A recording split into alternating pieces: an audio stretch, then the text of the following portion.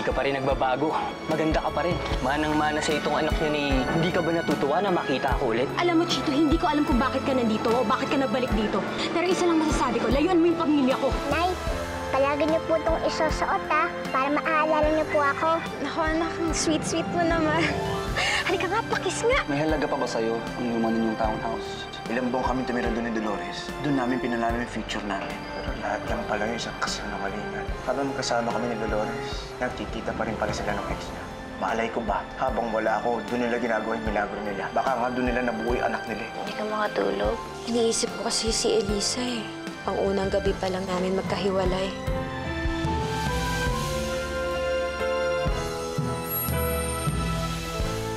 Bakit mo siya hinahanap? Interesado ka pa sa kanya, no? Tatanong lang. Pero wala rin namang masama. Eh, hindi rin naman sila nagkatuluyan nung pinalit niya sa akin. Dahil sa'yo.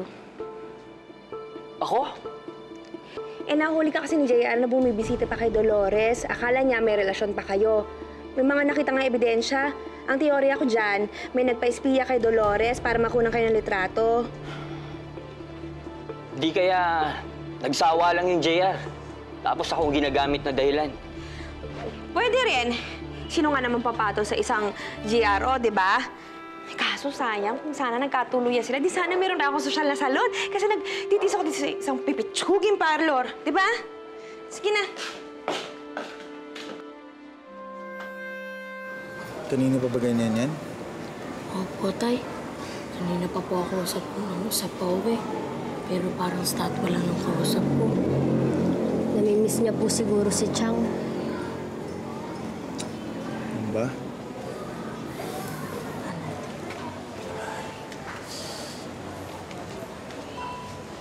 Lisa! Oh, ginagawa mo na ba yung assignment mo?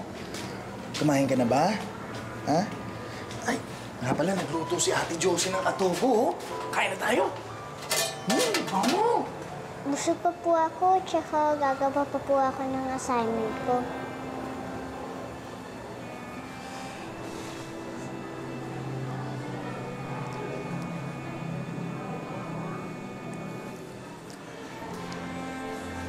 Elisa! Lisa! Love, love, love, love, love, love, love! Love!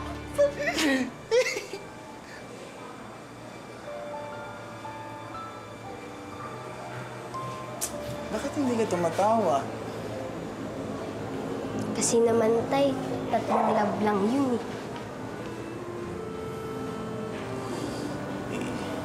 Gagawin natin. Kawawa naman yung pinsan niyo. Isang tao lang naman pong magpapasaya kay Elisa eh. Mars! Mars! Kuya mo. Importante daw. Hello, kuya. May problema ba? Wala naman. Eh, okay naman kami dito. Kaso, ang problema, ito si Elisa. Pinipilit namin pangitiin. Ayaw talaga. Hindi effective. Ayaw sumaya. Pakausap nga. Kausapin ka naman ng nanay mo. Oh. Hello, Nay! Hello, Elisa, anak. Di ba, kapag malungkot ka, naku, lagot ka talaga. Papangit ka. Tapos, kukulubot yan mukha mo. Oh, gusto mo ba yun? Tapos, kung ano nang tutubo dyan sa mukha mo? Ayaw po, Nay. Oh, yun naman pala eh. Saka kapag sad ka, sad din si nanay. Tapos, kapag happy ka, di masaya din ako.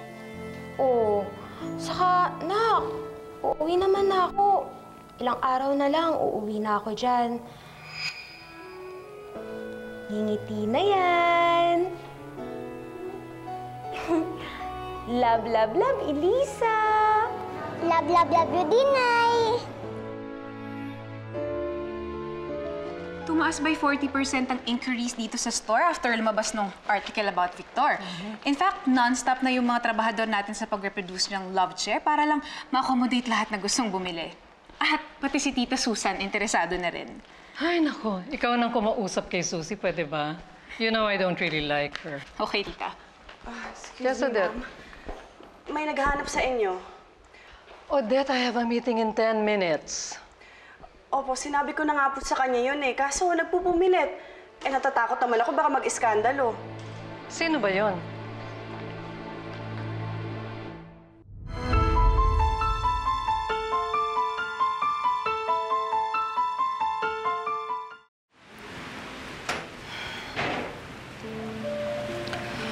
Huwag mong sasabihin ng kahit na sino, ha, na nandito si Chito. Ayoko may makaalam na dumating siya dito.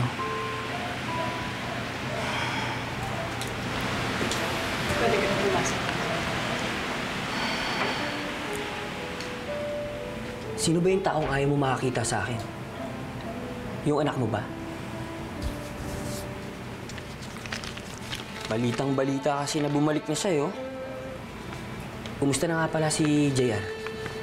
That's none of your business. Ano ba kasing ginagawa mo dito? Di ba sinabi ko na sa'yo magpakalayo-layo ka? Bakit ba parang lahat yata ng tao ayaw ako makita? Matagal nang tapos ang deal natin, Chito. Para namang wala tayong pinagsamahan yan eh. Nakalimutan mo na ba kung sinong unang lumapit?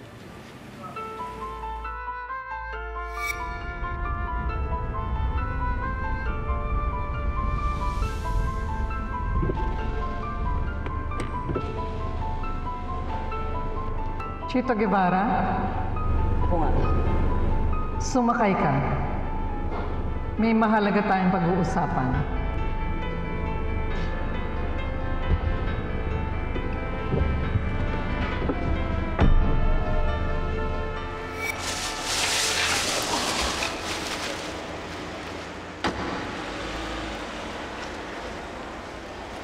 Ginagawa mo dito? Paano mo nalaman kung saan ka nakatira? Asensado ka na talaga, Dolores. Ganda ng tinitiran mo ngayon, no? Dati-rati, inuutang mo nga lang yung pangkain mo sa akin ngayon. Mag-grocery-grocery ka na lang. Umalis ka na dito bago pa dumating si JR.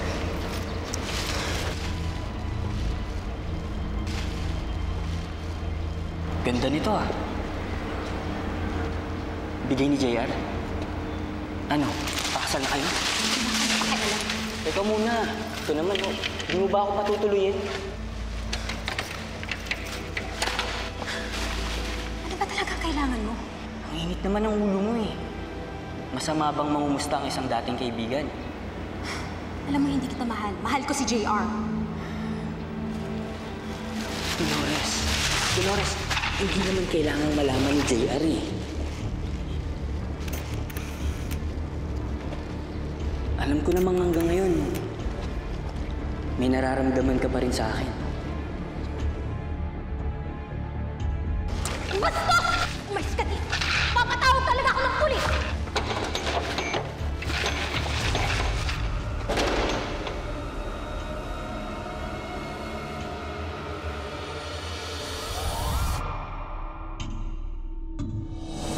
Sobra-sobra na binayad ko sa'yo noon para sa isang simpleng utos. Kung sa akala mo may makukuha ka pa sa akin, huwag ka na mag-ilusyon. Eh, paano kung sabihin ko sa kanya yung totoo? Mabuti kung maniwala sa'yo yon. Pagkatapos ng ginawa ninyong panloloko ni Dolores sa kanya, sa tingin mo makakalapit ka pa doon? Isang tawag lang sa aking abogado. Pwede kitang ipakulong for trespassing, for harassment, and even assault. So you better leave me and my son alone.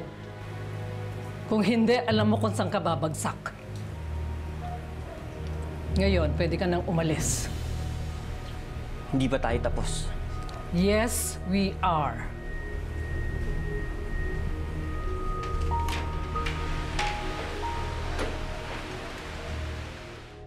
Bakit ka tumanggap ng pera kay Chito? Alam nga naman, tanggihan ko pa yun. Pinaghirapan ko naman yun, ano? Di mo ba alam na malaki pa kasalanan nung kay Dolores? Ito naman, Cardo, pasis-pas. Hindi naman natin may babalik yung nangyari noon. Ayokong tatanggap ka ng pera dun. Alam mo, hindi sa mabuisit tayo. Hindi mabuti mapagkakitaan na lang natin yung tao. Hindi mo ba alam? Big time na yung lokong yun. Sige na, huwag na mainit ang ulo. Kayang naman, nung nagluto ako eh. Oh, kain na. Bango. Muna kayo. Bango-bango. May sinigang. Ako nagluto niyan. Espesyal yan. Sige na, upo na, Tom-Tom. Upo na.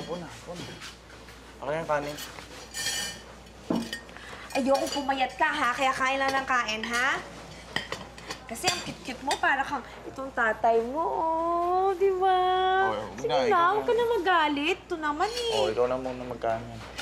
Hindi, dapat ikaw. Dapat sa'yo, sinusubuan. Akin na nga yan. Sige na, papatikin natin sa tatay ninyo.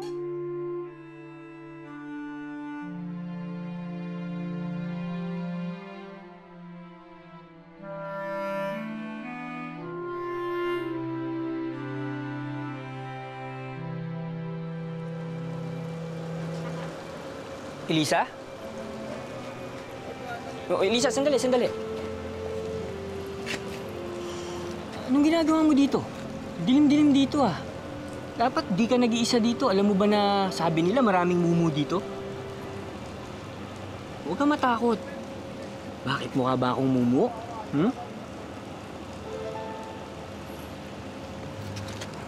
Namimiss mo ba nanay mo? Opo. Sana nga po umuwi na siya para may kasama na ako. Bakit? Hindi ka ba inaalagaan mabuti sa inyo? Inaalagaan niya rin po. Kaso po kakaiba kung kasama ko ang nanay ko. Nakakaingit nga po eh. Kasi po sa Ate Jose at Kuya Tomtom, kasama po nila si Tio Cardo at Flora. Kasi po ako, nasa malayo ang nanay ko. Tapos po tati ko, di ko alam kung nasaan. Hindi mo alam kung nasaan ang tatay mo?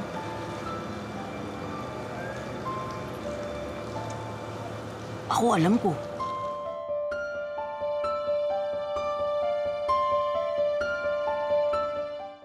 Gusto mo bang makilala siya? Kilala niyo po ang tatay ko? Oo, si JR. Alam niyo po pangalan niya? Gusto mo ba makilala siya? Huwag na lang po. Sabi nga po ng tani ko, huwag na daw po siyang hanapin. Pinagalitan niya ako noon. Hindi mo pa ba siya nakikita kahit kailan? Hindi po. Sabi po kasi ng nanay ko, masama daw po siya. Totoo po ba yun, Machito? Masama po ba ang tati GI ko? Yun bang sabi sa'yo ng nanay mo na masama ang tatay JR mo? Kung hindi po siya masama, bakit po niya kami iniwan? Alam mo, Elisa, mas maganda kung ang tatanungin mo yung tatay JR mo. Sigurado ako, matutuwa siya pag nakilala ka niya. Talaga po? Oo naman. Sino ba namang di matutuwa sa'yo? Ang cute-cute mo nga eh. O ano, gusto mo puntahan natin tatay mo para makilala mo siya? Bakit ka pumayag, Elisa? Paano kung niloloko ka lang niya? Hindi, ate. Kilala talaga yung Machito ang tatay ko. Alam niyo yung pangalan ng tatay ko eh, kahit di ka sinasabi. Kabilin-bilinan ni Chang na huwag tayong lumapit dun kay Mang Chito. Kung malalagot nito sa ginagawa mo, Elisa. Ate, ayun ba makilala si Chang JR?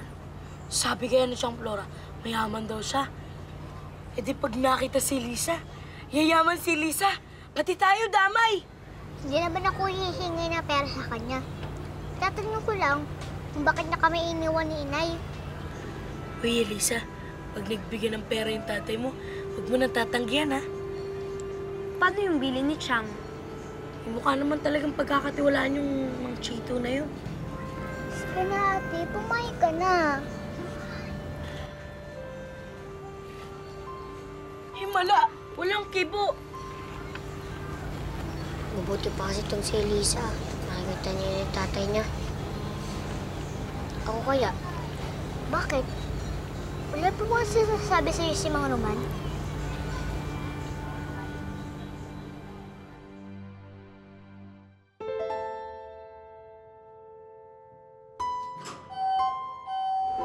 Oh, for delivery yan? Yes, sir. Yes, sir. Oh, patingin. Okay na ba to? Ingatan nyo, ha? Yes, sir. Yes, sir. Please don't damage the couch, please. Okay? Bakit nandito ba to? Bilisan nyo na. Sige na. Dalhin nyo na yan. Sorry po, ma'am. Dahan-dahan, ha? Huwag niyong babagsak yan, ha? So, are you ready to go? Honey, pwedeng ikaw na lang muna makipag-meet sa wedding coordinator natin. What do you mean? Mag-isa ako pupunta doon? Maybe, can we just tell Reese to like move the meeting? Ngayon na nga kasi yung deadline ng payment para sa caterer na kinuha ko. But don't worry, pipirma ka na lang doon. Alam na ni Reese lahat ng gusto ko. Sobrang puno kasi ng schedule ko ngayon eh. After ko i-deliver yung silya, pupunta pa ako sa site. Tapos, may emergency pa sa mga chandeliers. Kaya please, honey, Rose, do it for me. Okay. I'll do it. I love you. I love you. Thank you. Thank you. You know what? To be honest with you, with this whole wedding planning thing, like it really gets me frustrated. Like if I could just only press fast forward to the wedding day, I'd be really happy. Papakasal ka na lang, dahil pa kailangan gawin. Gusto mo yan, eh. Oh, you're right. I mean, Cece's very OC and demanding as well. But I just can't imagine my life without her. Like, Kaya naman talaga ang mga tao, eh. Kapag nagmahal, tanggap ka lang ng tanggap. Hindi mo nakikita yung imperfections ng partner mo. Magbubulag-bulagan ka na lang. Kasi nga, minahal mo eh. you're right. You're right about that. Just can't wait to get it over with. You know? I love her so much. Pinsan ko yan, ha? Of course, I'll take good care of her. Okay.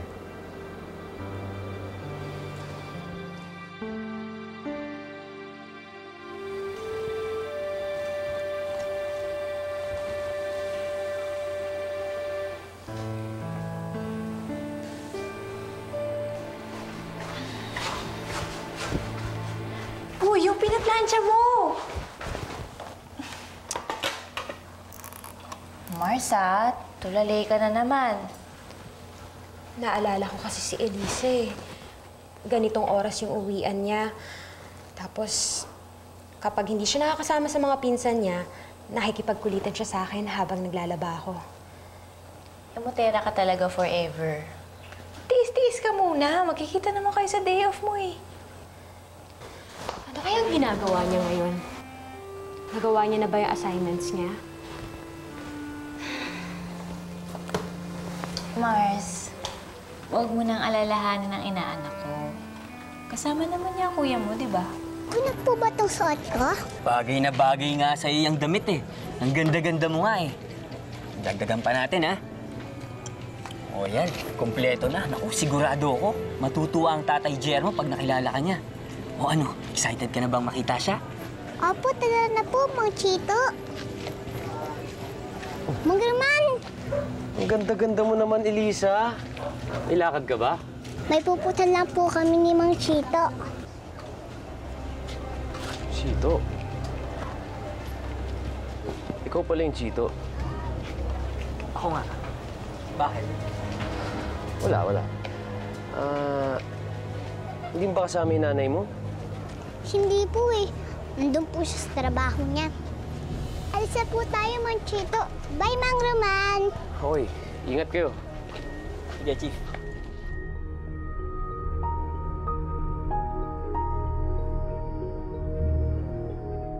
Oh, I want the house clean, ha? Dolores, ito, pakilinis ito, ha? Ito, Crystal, ingatan, ha? Oh, alam niyo naman ako, ayoko ng kalat. Ha? Ma'am, oh, nandiyan na po yung magde-deliver na in-order niyo po. Ah, okay. Papasukin mo na sila siya. Ano pang hinihintay niyo? Pumasok na kayo. Naku, dahan-dahan. Ayan. Mga kuya, dito lang muna lagay natin, ha? Makita ko. Wow! Ma'am, kasama po nila yung boss nila. Ah, oh, sige, iwanan niyo muna yan, ha? Mamaya natin ituloy, ha? Ganda. Hi, Sisi! Manggaman, may balita na po ba kayo sa tatay ko? Pasensya ka na, Ding. Wala pa rin update yung kasamahan ko, eh. Mang Roman, yung napapanood ko po sa TV, Nilagay lang po yung pangalan niya dun sa computer. Tapos, nakita na po kagad nila yun. Saka alam pa po nila kung saan nakatira. Tom, hindi napapanood mo sa TV kumpara sa tunay na buhay. Ang hirap kasi hanapin ni Oscar Reyes dahil wala kaming record niya. Nangako naman ako sa'yo, di ba, Ding? Oras na may matuklasan ako tungkol sa tatay mo, ikaw ang unang makakaalam. Opo, Mang Roman. Okay. Tay!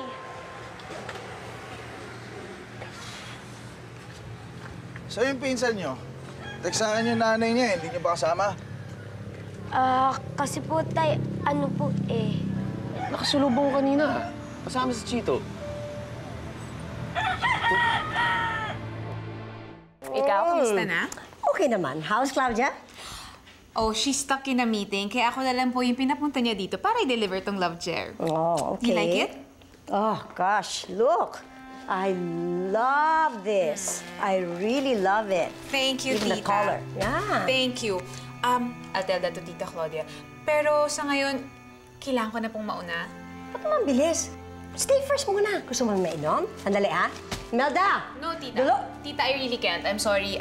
Marami pa akong kailangang i-deliver tapos may emergency pa sa site. Dumaan lang po talaga ako. Hindi na kita mapipigilan. Sorry. Oh, sige. Okay. Anyway, you send my regards to Claudia. Yes, and I will. tell her to come and visit me when she's free. Mhm, Okay? sige po. Thank you. Enjoy Thank the you. chair. Oh, I will. Thanks, Iha. Ma'am? May utos po kayo? Ah, wala na. Umalis na yung bisita eh. Sige na, Dolores. Okay? Sige po. Nice. Mang Chito, pupunta po ba tayo sa bahay ni Itay? Hindi. Pupunta muna tayo sa opisina niya, ha? Chito! Bigay mo sa akin yung pamangkin ko! Hinahanap ko talaga yung Chito na yun eh. Pero ang sabi sa akin nung isang GRO doon, matagal na raw na umuwi sa probinsya. At itong si Dolores naman daw, naglabandera na lang yata kasama yung anak niya. Hindi sila nagkatuluyan. Gusto ko lang talaga magkapera. Paano? Kakatambay. Naghihintay lang ako ng tamang diskarte. Pag natuloy itong racket ko, sigurado tiba-tiba tayo. Guison Group of Companies. Guison. Kung hindi ikaw makahanap sa tatay mo, baka siya, hinahanap ka niya na ngayon. May gusto sana ako ipahanap sa inyo ng isang tao na matagal ko hindi nakikita. Anong pangalan niya? Dolores Makabuhay. Eh paano kung sabihin kong nandiyan na ulit si JR? Mang Victor? Mang Victor, kayo nga!